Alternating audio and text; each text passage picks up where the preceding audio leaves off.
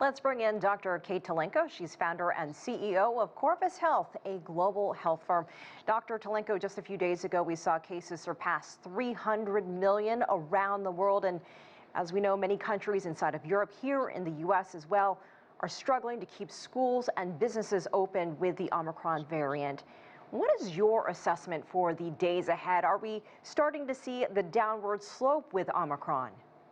I think, unfortunately, we can expect to see more Omicron in the next couple of weeks because children are returning back to school. And so we'll see a peak probably in the next 2 or 3 weeks with that. And also most of the cases that happened over the holidays, they probably transmitted Omicron to other folks who will get it as well. And you'll get that geometric growth. So I don't expect it to slow down until February. So still expect it to be quite high and expect some of the hospitals to start turning away patients or having to send them to other hospitals as well. And we've heard over and over COVID mutates and there will always be a new variant on the horizon. What do you make of this report, this Cyprus researcher who detected a new variant that combines Omicron and Delta? How concerned should we be about that?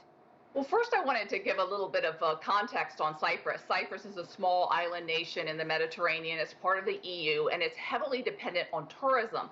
So Cyprus has been one of the countries that opened up earliest, in COVID, and people have been going back and forth. And so due to that, there's a lot of mixing of different variants from all over the world in Cyprus. So it's not surprising that a new variant would come out of a country like Cyprus.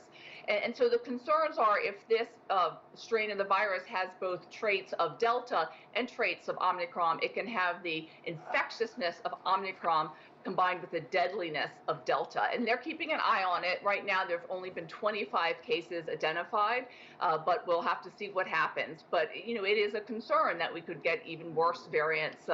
We'd been hoping that Omicron would be the end game, that everyone would catch it, it would kind of burn out, and that would be the end. But as long as new variants are popping up, this pandemic can stretch on for several more years. And new reports of Israel offering another booster, which would mean a fourth shot now after cases starting to explode there. The country has been seen as this harbinger of what's to come everywhere else. They're sort of the first, and everyone watches Israel.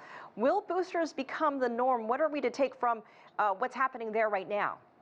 Yeah, so we had in the U.S. it announced that now children 12 and up can receive boosters. Israel is giving the fourth dose, otherwise known as the second booster, and I think this will become the norm. So I expect probably by the end of this year in the U.S. we'll see adults getting a fourth booster. By next year, younger people getting another booster. So I do think that this is the pattern, and it shows that we really do need to increase our capacity to manufacture these vaccines, because we still, of course, have billions of people who haven't received a single vaccine against COVID. And it probably, from a global perspective, is more important to get those people their first dose than to get folks in North America and Europe their fourth and fifth dose.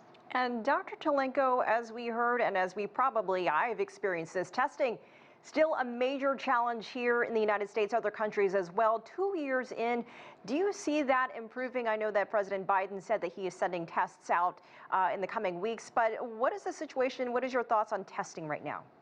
I don't see it improving, unfortunately. There needs to be a major effort to double, triple the capacity of producing tests for COVID. I agree with what the physician said in the other interview that, Americans should be able to test themselves twice a week if they need to, and I don't think we're anywhere near that capacity.